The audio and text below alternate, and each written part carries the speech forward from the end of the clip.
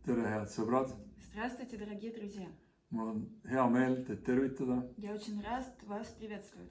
et me võime kohtuda tehnika vahendusel. И очень рад, что мы можем встретиться с помощью техники. Aga hea on see, et Jumala sõna levib igal viisil. Но хорошо то, что Божье Слово распространяется в любым способом. Ja hea on see, et me võime palves ühineda ikkagi. И хорошо, что мы можем быть в молитве вместе. Olgu sul Jumala rahu meie Issanda Jeesuse Kristuse nimel. И да пусть будет у тебя мир Господа нашего Иисуса Христа. Palvetame. Помолимся. Kallis taevane Isa, Дорогой Отец Небесный, me täname sind мы благодарим Тебя sinu sõna eest. за Твое Слово. Me täname sind palve eest, Благодарим за молитву, mis on ühenduseks sinu ja meie vahel. которая соединение между Тобой и нами. Ma tänan, et me võime palves ühineda ja meil on kontakt sinuga. Я благодарю, что мы можем быть в молитве вместе, у нас есть контакт с Тобой. Jumal, ma palun selle sõna eest, mis peab saama välja jagatud. Господь, я прошу за это слово, которым я хочу поделиться. Ja las tulla esile see, mis sina tahad öelda. И пусть выявится то, что хочешь сказать Ты. Ja las jääda kõrvale see, mis on kuidagi inimlik või mida ei ole vaja. И пусть останется в стороне все то, что человеческое или чего не надо. Ma palun igaühe eest, kes on vaatamas meid. И я прошу за каждого, кто сегодня смотрит нас. Ma palun, kallis pühavaim, et sa võiksid puudutada igat südant. Я прошу Тебя, дорогой Дух Святой, чтобы Ты дотронулся до каждого сердца. Ja ma palun, et igaüks võiks kogeda sind erilisel viisil uuesti. И я прошу, чтобы каждый мог испытать Тебя особенным образом снова и снова. Jeesuse Kristuse nimel. Во имя Иисуса Христа. Amen. Аминь. Ma tahtsin rääkida sellisel teemal nagu palved. Я хочу поговорить на такую тему, как молитвы. Ja palved, mis saavad vastatud.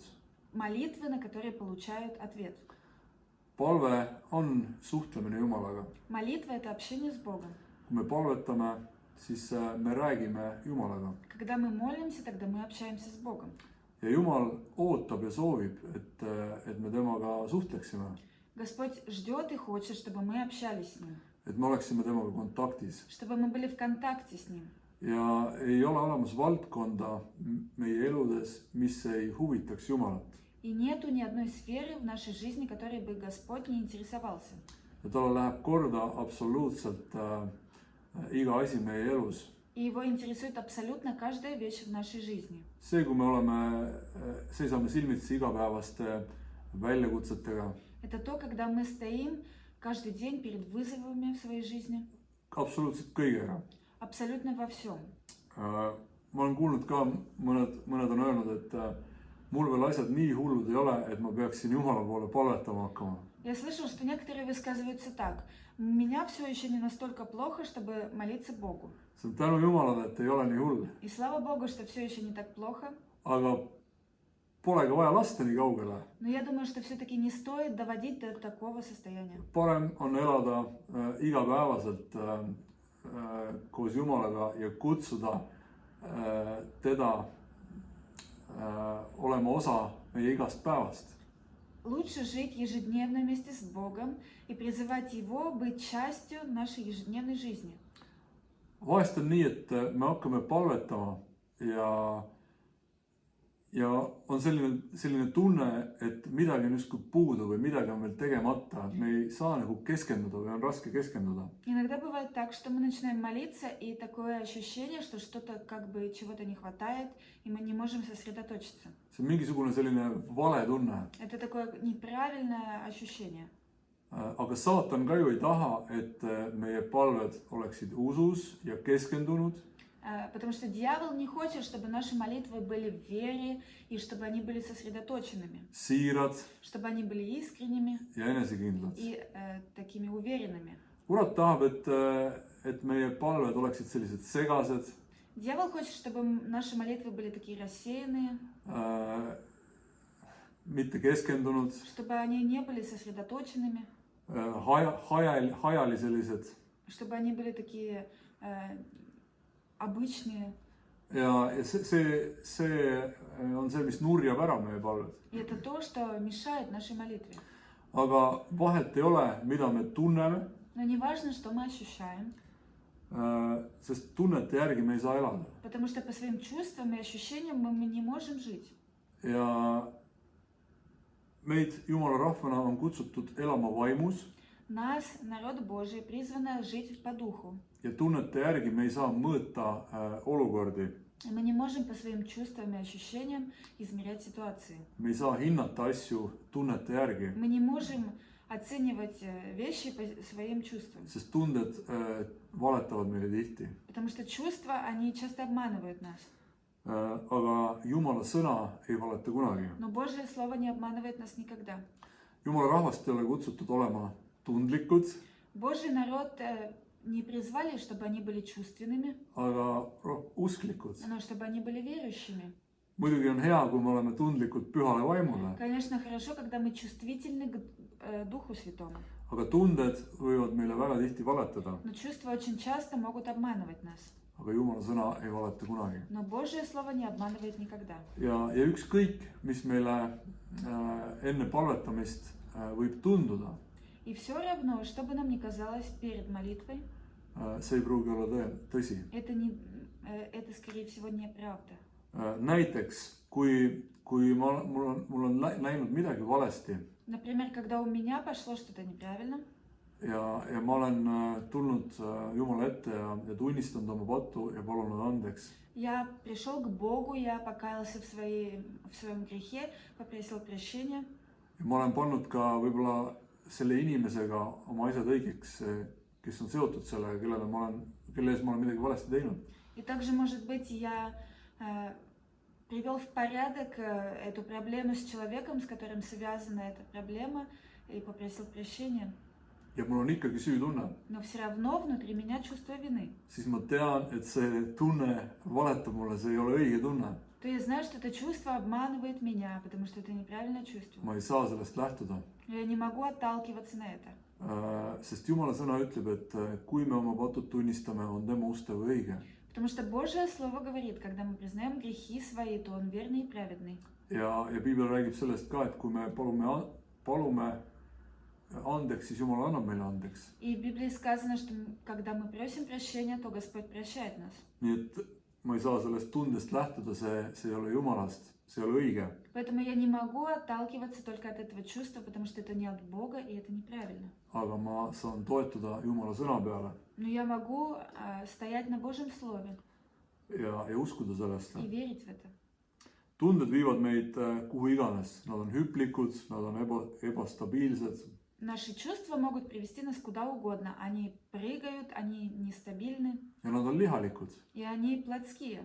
Aga Jumala sõna on kutsunud meid elama vaimus, mitte lihas. Но Божье Слово призывает нас, чтобы мы жили в духе, а не по плоти своей. Kui me laseme ennast tunnetel kanda Если мы позволим себе вести себя чувством, ja isegi ei vastandu kuradile Jumala sõnaga, и если мы даже не стараемся противостоять дьяволу с помощью Божьего Слова, siis sellega me anname kuradile võimaluse ju ennast juhtida. то этим мы даем возможность дьяволу руководить нами. On väga tähtis, et meie palved läheksid läbi Очень важно, чтобы наши молитвы проходили, ja saaksid vastuse. и чтобы они получали ответ.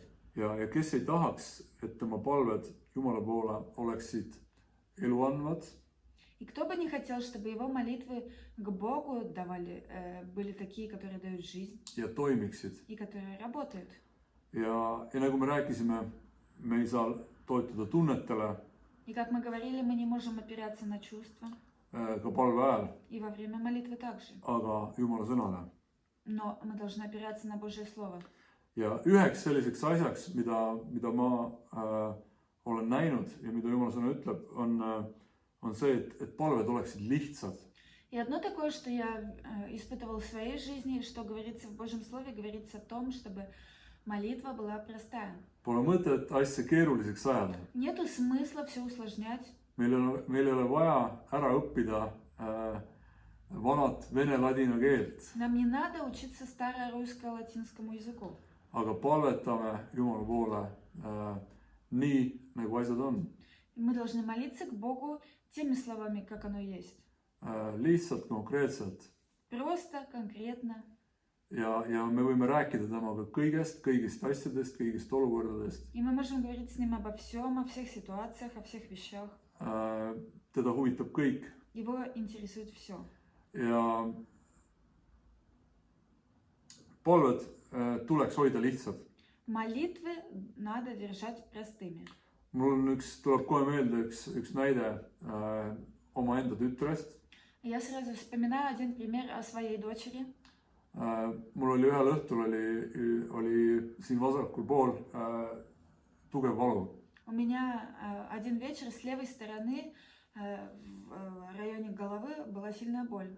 Ja ma olin siis mõtlemas, et mis asi see mul valutab, kas mul on kõrvapõletik või on kolmiknärviga siin midagi. Я начал задумываться, что это такое, может быть, у меня воспаление уха или это какой-то нерв. Ja seal ei teagi, kumb see hullem on, mõlemad on sellised parajad rasked asjad. И это такое, что не знаю, что хуже, потому что оба переносить очень тяжело. Ja mu tütar tuli mu juurde ja ütles, et issi, ma palvetan su eest. И ко мне подошла моя дочь и сказала: папа, я помолюсь за тебя. Ja ta pani käe mulle peale. И она положила на меня руку. Ja ütles, et Jeesus, võta issil valu ära, aamen. И сказала: Иисус, забери у папы боль, аминь. Ja see töötas. И это сработало. Ja natukese aja pärast mul oli valu täiesti kadunud. И через какое-то время у меня боль пропала полностью. Ja mõtlen, milline lihtne palve. Я думаю, насколько простая молитва. Ei olnudki vaja midagi keeruliseks ajada, mingisuguseid sügavamõttelisi asju, aga lihtsalt ja konkreetselt paluda Jeesuse poole. Не надо было усложнять, добавлять какие-то сложные, глубокие фразы. Надо было просто обычными словами сказать и обратиться к Иисусу. Ja lapselikult. И по-детскому. Lapsed usuvad. Дети верят. Ja et meie palved ei peaks olema keerulised, aga need võiksid olla lihtsad. Наши молитвы не должны быть сложными, но они могли бы быть простыми. Ja palvevägi ju ka ei ole sõnade rohkuses. И сила молитвы не в том, насколько много у тебя слов. Või nobedas kõnes. Или ты умеешь быстро и речиво говорить. Te olete kuulnud. Думаю, вы слышали, когда быстро говорят. Aga ma usun, et efektiivse palve juures on tähtsad kaks peamist asja. Я думаю, что эффективная молитва, в ней важно две основных вещи. Ja need on usk Это вера ja siirus. и искренность. Ja Jumala sõna ütleb, et õige palve saadab palju korda. В Божьем Слове сказано, что правильная молитва много чего свершит. Ja avaksimegi teiega Jaakobuse kirja. И откроем с вами Иакова, 5. peatüki 5 глава, ja salmid 13 kuni 18. с 13 по 18 стих. Ja loeme. Kui keegi teie seast kannatab kurja, siis ta palvetagu. Kui kellelgi on hea meel, siis ta laulgu tänulaule. Kui keegi teie seast on haige, siis ta kutsugu koguduse vanemad enese juurde ja need palvetagu tema kohal teda õliga võides issanda nimel. Ja usupalve päästab tõbise ja issand tõstab ta üles. Ja kui ta on patu teinud, siis antakse talle andeks. Tunnistage siis üksteisele patud üles ja palvetage üksteise eest, et te saaksite terveks. Õige inimese mõjuvõimas eestpalve saadab palju korda. Eelia oli meiesugune inimene, ent ta palvetas püsivalt, et ei sajaks vihma ning 3 aastat ja 6 kuud ei sadanud piiskagi vihma maa peale. Siis ta palvetas taas ja taevas andis vihma ning maa laskis tärgata oma viljal. Amen. Злостраждет ли кто из вас, пусть молится. Весел ли кто, пусть поет псалмы. Болен ли кто из вас, пусть призовет пресвитеров церкви и пусть помолятся над ними, помазав его елеем во имя Господне. И молитве веры исцелит болящего и восставит его Господь.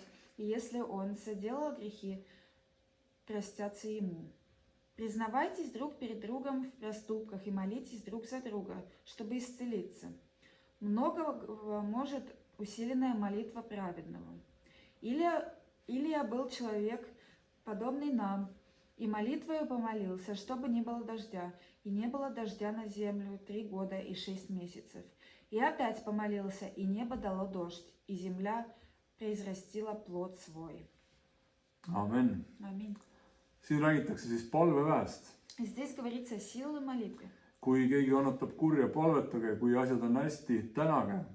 Если кто злостражен, то молитесь. Если все у вас хорошо и вы веселы, то пойте псалмы. Kui keegi on haige, siis kutsuge koguduse vanemad ja palvetage ja võitke õliga. Если кто-то болен, то призовите пресвитера в церкви и помажьте его елеем. Usupalve päästab tõbise ja issand tõstab ta üles.